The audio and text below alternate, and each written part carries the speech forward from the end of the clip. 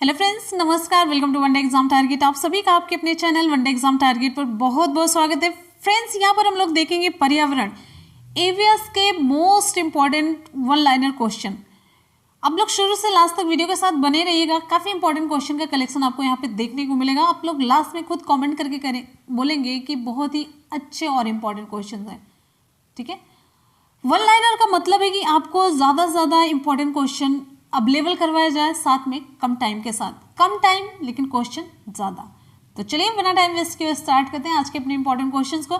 बस आप लोग जितने भी स्टूडेंट देखें एक बार वीडियो को लाइक कीजिएगा और शेयर कीजिएगा। बस एक लाइक और एक शेयर, और कोई डिमांड नहीं है, कुछ भी नहीं लग रहा। बस आप लोग कॉन्सेंट्रेट होकर क्वेश्चन सॉल्व करिए, एक लाइक और एक शेयर करते रहिए। चलिए, राष्ट्रीय उद्यानों में आनुवंशिक विविधता का रखरखाव किया जाता है। क्वेश्चन आप सभी की स्क्रीन पे देखिए, बहुत इंपॉर्टेंट क्वेश्चन से स्टार्ट होता है।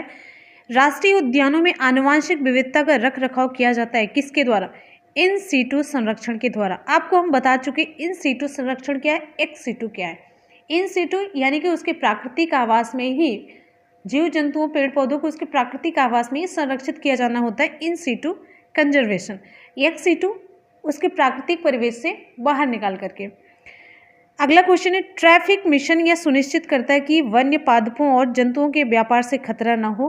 किसको? प्रकृति के संरक्षण को। ट्रैफिक का फुल फॉर्म क्या है? ट्रेड।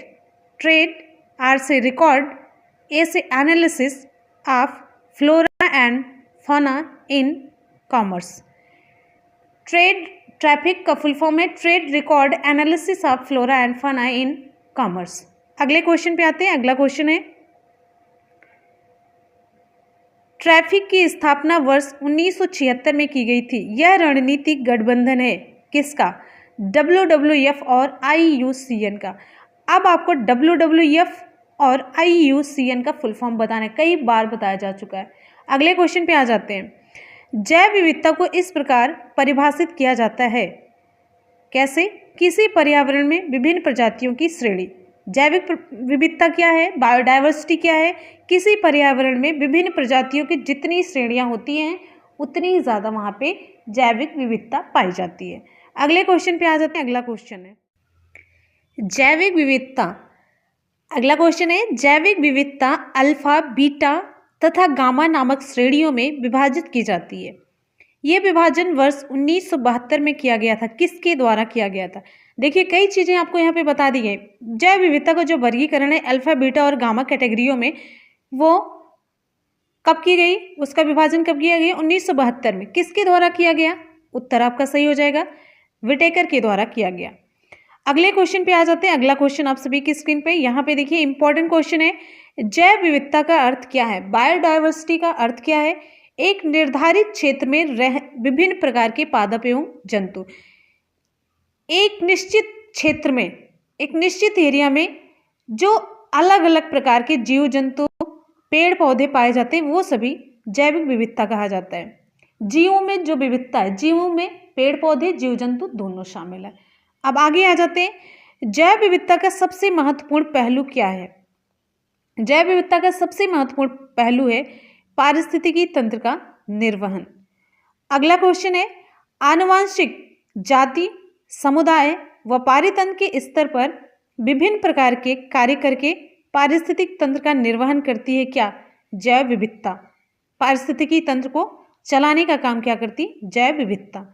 अगला क्वेश्चन आपका है, जैव विविधता के नाश का कारण क्या है? सबसे इंपॉर्टेंट जो कारण है वो जीवों के प्राकृतिक आवास की कमी है, ये है। फिर पर्यावरण प्रदूषण, वनों का नाश, ये सभी है, लेकिन सबसे मेन है उसके प्राकृतिक आवास की कमी।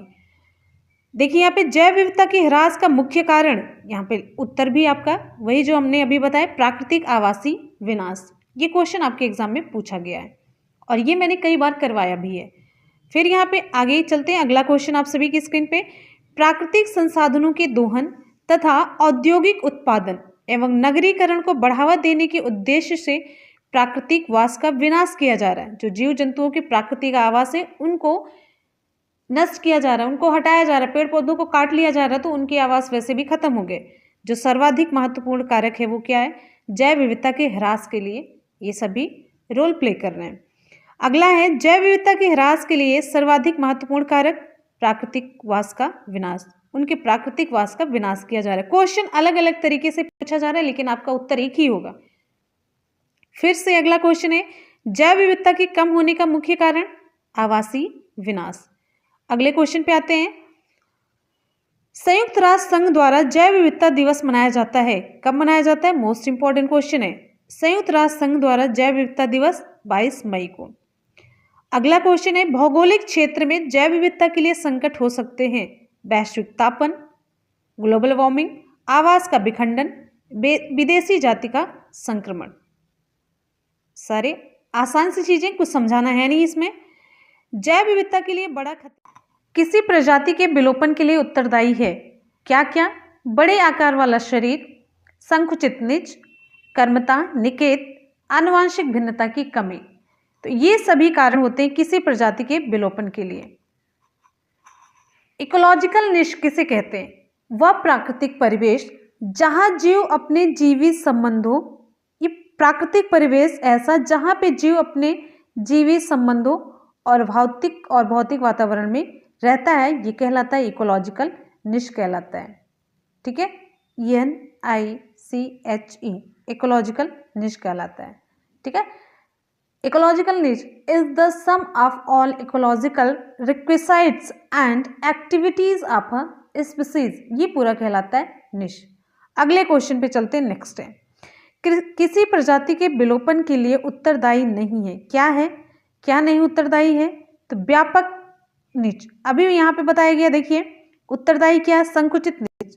ठीक है, तो यहाँ पे जो ब्रॉड निश होता है वो उत्तरदायी नहीं होता है। ठीक है, अगला क्वेश्चन है, प्रकृति एवं प्राकृतिक संसाधन अंतरराष्ट्रीय संरक्षण संघ IUCN द्वारा विलुप्त के कगार पर खड़े संकटग्रस्त पौधों और पशु जातियों की सूचियां सम्मिलित की जाती हैं, किसमें? तो आपका उत्तर सही हो जाएगा रेड डाटा बुक्स में। इंपॉर्टेंट क्वेश्चन पूछा जाता है। अंतरराष्ट्रीय कैसे लिखा जाएगी, यहाँ पे ध्यान से देख लीजिए, आपके हिंदी के लिए इंपॉर्टेंट है। अगला क्वेश्चन है, रेड डाटा बुक अथवा रेड लिस्ट से संबंधित संगठन कौन सा है? IUCN। IUCN इसका फुल फॉर्म क्या है? आप सभी को कमेंट करके बताना है, तो जल्दी से आप लोग कमेंट करके बताइए, कई बार आपको बताया जा चुका है।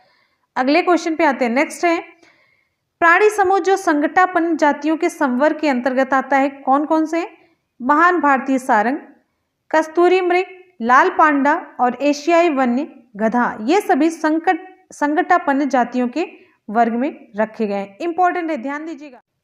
नेक्स्ट, ये मोस्ट इंपॉर्टेंट क्वेश्चन है, बहुत ध्यान से आप लोगों को देखना। सोन चिरैया या महान भारतीय सारंग, ग्रेट इंडियन बस्टर्ड, ये आपका अंग्रेजी का वर्ड हिंदी में करके पूछा जाता है। फिर साइबेरियन सारस, ऑस्लेटेड टिटहरी अति संकटग्रस्त श्रेणी में, कस्तूरी मृग संकटग्रस्त श्रेणी में और एशियाई वन्य गधा संकट के नजदीक, संकटापन्न नियर थ्रेटन श्रेणी में, जबकि लाल पांडा किसमें शामिल है? संकटग्रस्त श्रेणी में। ये क्वेश्चन पूछा गया, साथ साथ में आपको बहुत सारी यहाँ पे कई पॉइंट में जानकारियां भी दी गई इस क्वेश्चन में।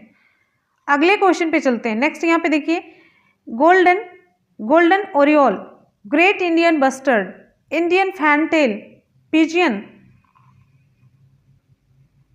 और इंडियन सनबर्ड भारतीय पक्षियों में से अत्यधिक संकटापन्न किसकी है? तो अभी आप लोगों ने देखा ग्रेट इंडियन बस्टर्ड की है। जैव विविधता के संरक्षण के लिए महत्वपूर्ण रणनीति है, उत्तर आपका सही हो जाएगा जैव मंडल रिजर्व, बायोस्फीयर रिजर्व। अगला क्वेश्चन है, वह स्थान जो वनस्पति संरक्षण हेतु स्वस्थान पद्धति नहीं है, इन सीटू नहीं है।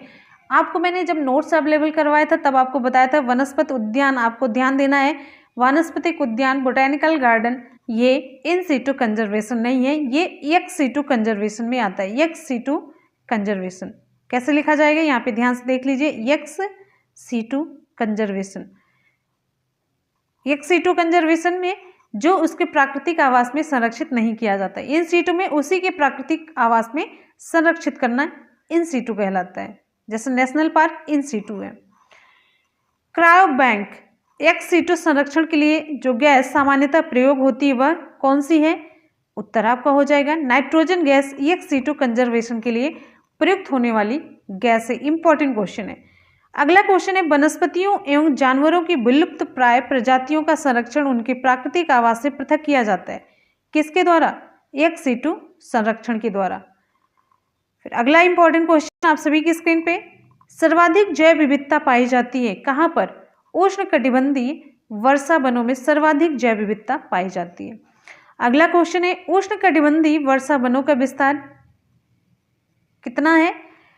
10 डिग्री उत्तरी और 10 डिग्री दक्षिणी अक्षांशों के मध्य उष्णकटिबंधीय वर्षा वनों का विस्तार। इंपॉर्टेंट क्वेश्चन है। फिर है, इन क्षेत्रों में, अगला क्वेश्चन आप सभी की स्क्रीन पे, इन क्षेत्रों में पादप तथा प्राणियों के विकास तथा वृद्धि के लिए अनुकूलतम दशाएं पाई जाती हैं, क्योंकि इसमें वर्ष भर क्या रहता है? उच्च वर्षा तथा तापमान।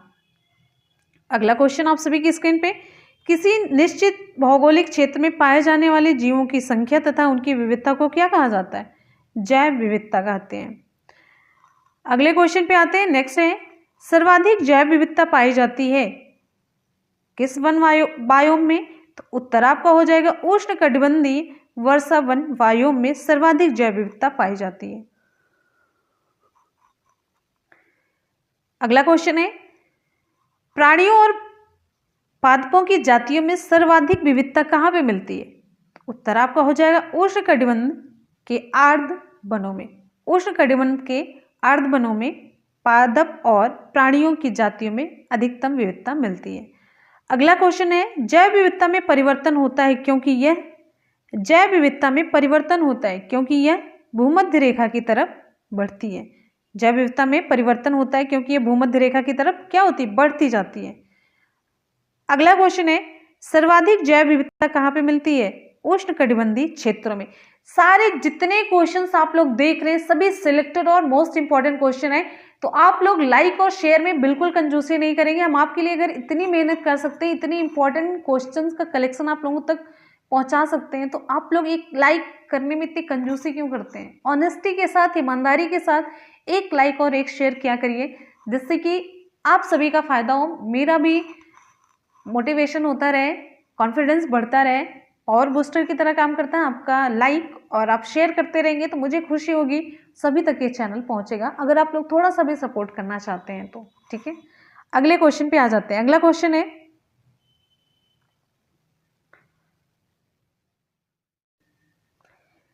शांत घाटी, कश्मीर, सुरमा घाटी तथा फूलों की घाटी में से सर्वाधिक जैव विविधता कहाँ पे पाई जाती है? उत्तर आपका यहाँ पे सही हो जाएगा, शांत घाटी में। अगला क्वेश्चन है, शांत घाटी कहाँ पर स्थित है? तो आपका उत्तर हो जाएगा कहाँ पे? केरल में। सारे इंपॉर्टेंट क्वेश्चन है। साइलेंट वैली परियोजना किस राज्य से संबंधित है? वो कौन सा राज्य है? आपका उत्तर होगा केरल।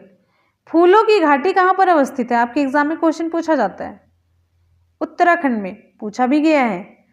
अगला क्वेश्चन है, आर्द्र क्षेत्रों में जिन्हें रामसर का दर्जा प्राप्त है उसमें कौन कौन सी है? चिल्का झील, लोकटक, केवलादेव और वुलर झील। इंपॉर्टेंट है। रामसर सूची अंतर्राष्ट्रीय महत्व की आर्द्र भूमियों की सूची है। इस सूची में वर्तमान में भारत के शामिल स्थल कुल कितने हैं? कुल 26 स्थल इसमें शामिल किए गए हैं। अगला है, रामसर कन्वेंशन के अंतर्गत रामसर स्थल है भोज आर्द्र स्थल। अगला क्वेश्चन है, रामसर सम्मेलन संरक्षण से संबंधित था, किसके संरक्षण से? नम भूमियों के संरक्षण से, वेटलैंड के संरक्षण से संबंधित था। वेटलैंड दिवस कब मनाया जाता है? इंपॉर्टेंट क्वेश्चन है, खूब पूछा जाता है। उत्तर आपका यहाँ पे सही हो जाएगा 2 फरवरी को। वेटलैंड दिवस कब मनाया जाता है? तो 2 फरवरी को। फिर अगला क्वेश्चन है, भारत की सबसे बड़ी अंतर्देशीय लवणीय आर्द्र भूमि है कहां पर? गुजरात में। अगले क्वेश्चन पे आ जाते हैं। नेक्स्ट है आपका, जीवमंडल आरक्षित परिरक्षण क्षेत्र है, आनुवांशिक विभिन्नता के ये क्षेत्र हैं। अब यहाँ पे आगे देखिए, अगला क्वेश्चन है, प्रवाल विरंजन का सबसे अधिक प्रभावी कारक कौन सा है? प्रवाल विरंजन, सागरीय जल के तापमान में वृद्धि, जो ग्लोबल वार्मिंग हो रही मेन ये रीजन है। अगला है, प्रवाल विरंजन समुद्री तापमान और अम्लता में वृद्धि, वैश्विक ऊष्मन सहित पर्यावरण दबाव के कारण होता है, जिससे सहजीवी शैवाल का मोचन और साथ ही घटित होती है प्रवालों की मृत्यु। प्रवाल मृत्यु को प्राप्त कर जाते खत्म हो जाते हैं। जिनमें प्रवाल भित्तियां शामिल हैं कौन कौन सी जगह हैं? अंडमान और निकोबार द्वीप समूह, कच्छ की खाड़ी, मन्नार की खाड़ी, इन सभी में प्रवाल भित्तियां पाई जाती हैं, कोरल रीफ्स पाई जाती हैं। सर्वप्रथम बायोडायवर्सिटी शब्द का प्रयोग किया था, किसने किया था? इंपॉर्टेंट क्वेश्चन है। वॉल्टर जी रोजन ने सर्वप्रथम बायोडायवर्सिटी शब्द का प्रयोग किया था। जैव विविधता जिन माध्यम या माध्यमों द्वारा मानव अस्तित्व का आधार बनी हुई है वो कौन सी है? मृदा निर्माण, मृदा अपरदन की रोकथाम, अपशिष्ट का पुनःचक्रण, शस्य परागण। अगले क्वेश्चन पे आते हैं। संयुक्त राष्ट्र संघ द्वारा 2011 से 20 के लिए दशक निर्दिष्ट किया गया है, कौन सा? जैव विविधता दशक। इंपॉर्टेंट क्वेश्चन है। पारिस्थितिकी तंत्र की जैव विविधता की बढ़ोतरी के लिए उत्तरदायी नहीं है क्या? पोषण स्तरों की कम संख्या। अगर पोषण स्तर कम रहेंगे तो जैव विविधता बढ़ोतरी नहीं है। पारिस्थितिकी तंत्र होता है कैसा? एक गतीय तंत्र, ये बंद पारितंत्र नहीं होता है, ध्यान दीजिएगा। अगला क्वेश्चन है। हिमालय पर्वत प्रदेश जाति विविधता की दृष्टि से अत्यंत समृद्ध है। इस समृद्धि के लिए जो कारण सबसे उपयुक्त है वह क्या है? यह विभिन्न जीव भौगोलिक क्षेत्रों का संगम है। यह विभिन्न जीव भौगोलिक क्षेत्रों का संगम है। अगला है। भारतीय संसद द्वारा जैव विविधता अधिनियम पारित किया गया, कब पारित किया गया? भारतीय संसद द्वारा जैव विविधता अधिनियम कब पारित किया गया? तो आपका उत्तर यहाँ पे सही हो जाएगा, दिसंबर 2002 में। सभी इंपॉर्टेंट क्वेश्चन का कलेक्शन आप लोग देख रहे हैं। चलिए अगले क्वेश्चन पे चलते हैं। भारत सरकार सीबक थोर्न की खेती को प्रोत्साहित कर रही है, इस पादप का महत्व है? ये एक पर्णपाती झाड़ी है, ठीक है। तो ये मृदा क्षरण के नियंत्रण में सहायक है और मरुस्थलीकरण को रोकता है, ये इंपॉर्टेंट पॉइंट हो गया। फिर है इसमें पोषकीय मान होता है और ये उच्च तुंगता वाले ठंडे क्षेत्रों में जीवित रहने के लिए भलीभांति अनुकूलित होता है। ठंडे क्षेत्रों में भी ये जीने के लिए अनुकूलित होता है, जी लेता है, इसीलिए इसकी खेती को प्रोत्साहित कर रही है सरकार। यहाँ पे देखिए इंपॉर्टेंट क्वेश्चन है। भारत में लेह बेरी, इसी को सीबक थोर्न को लेह बेरी के नाम से लोकप्रिय एक पर्णपाती झाड़ी है सीबक थोर्न। अगला इंपॉर्टेंट क्वेश्चन है। पिछले 10 वर्षों में गिद्धों की संख्या में एकाएक गिरावट आई है, इसके लिए उत्तरदायी कारक एक साधारण सी दर्द निवारक दवा है जिसका उपयोग किसानों द्वारा पशुओं के लिए दर्द निवारक के रूप में एवं बुखार के इलाज में किया जाता है। वह दवा कौन सी है? वो दवा है डिक्लोफेनेक सोडियम। आपसे ये मैंने कई बार बताया है कि दर्द निवारक दवा खाने से गिद्धों की मृत्यु हो रही है। दवा किसको दी जाती है? जीवों को दी जाती है। जब उनकी तबीयत खराब होती है, उनको बुखार होता है, दर्द निवारक के रूप में वो दवा दी जाती है। जब मृत हो जाते हैं फिर गिद्ध लोग इनको खा करके वो भी मर जाते हैं, विलुप्त हो जाते हैं। यहाँ पे देखिए भारत में गिद्धों की कमी का अत्यधिक प्रमुख कारण, कई कारण है वैसे, लेकिन इसमें सबसे मुख्य कारण है जानवरों को दर्द निवारक जो दवा दी जा रही है वो है। फिर यहाँ पे देखिए कुछ वर्ष पहले तक गिद्ध भारतीय देहातों में आमतौर से दिखाई देते थे, किंतु आजकल कभी कभार ही नजर आते हैं। इस स्थिति के लिए उत्तरदायी क्या है? गो पशु मालिकों द्वारा रुग्ण पशुओं के, रोगी पशुओं के उपचार हेतु प्रयुक्त एक औषधि। कौन सी औषधि? आप लोग कमेंट सेक्शन में बताइए, अभी जस्ट बताया गया। अगला क्वेश्चन इंपॉर्टेंट है। मॉरिशस में एक वृक्ष प्रजाति प्रजनन में असफल रही क्योंकि एक फल खाने वाला पक्षी विलुप्त हो गया। वह पक्षी क्या था? डोडो। फल खाता था फिर दूसरी जगह उसके बीजों को पहुंचाता था।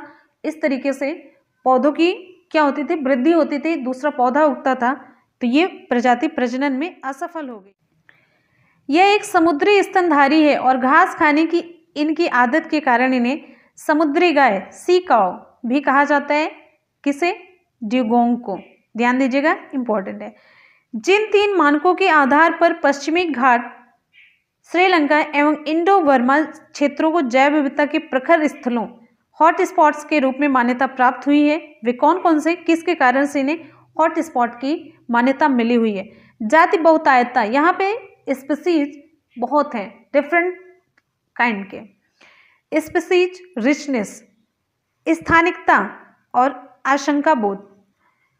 हॉट स्पॉट है जहाँ पे, हॉट स्पॉट उन्हें कहा जाता है जहाँ जीवों की विविधता हो लेकिन उन्हें संकट पहुंचाने का खतरा भी उतना ही ज्यादा हो, उनके जीवन पर संकट भी उतना ही हो, उसे कहा जाता है हॉट स्पॉट। अगला क्वेश्चन है, वर्ल्ड लाइफ इंटरनेशनल नामक संगठन के संदर्भ में कथन सही है। यानी कि आपको वर्ल्ड लाइफ इंटरनेशनल के बारे में पॉइंट बताया जा रहा है। यह संरक्षण संगठनों की विश्वव्यापी भागीदारी है। यह महत्वपूर्ण पक्षी एवं जैव विविधता क्षेत्र, इंपॉर्टेंट बर्ड एवं बायोडाइवर्सिटी एरियाज के रूप में ज्ञात या निर्दिष्ट स्थलों की पहचान करता है। ये क्या काम करता है? संरक्षण संगठनों की विश्वव्यापी भागीदारी है।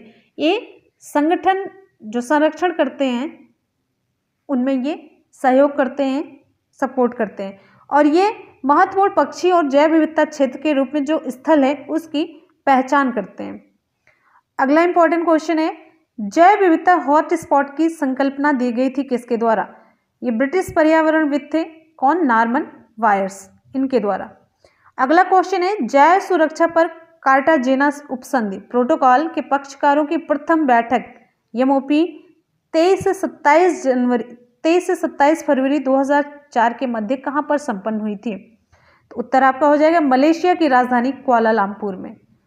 अगले इंपॉर्टेंट क्वेश्चन पे आ जाते हैं। नेक्स्ट है आपका, भारत ने जैव सुरक्षा उपसंधि प्रोटोकॉल जैव विविधता पर समझौते पर हस्ताक्षर कब किया?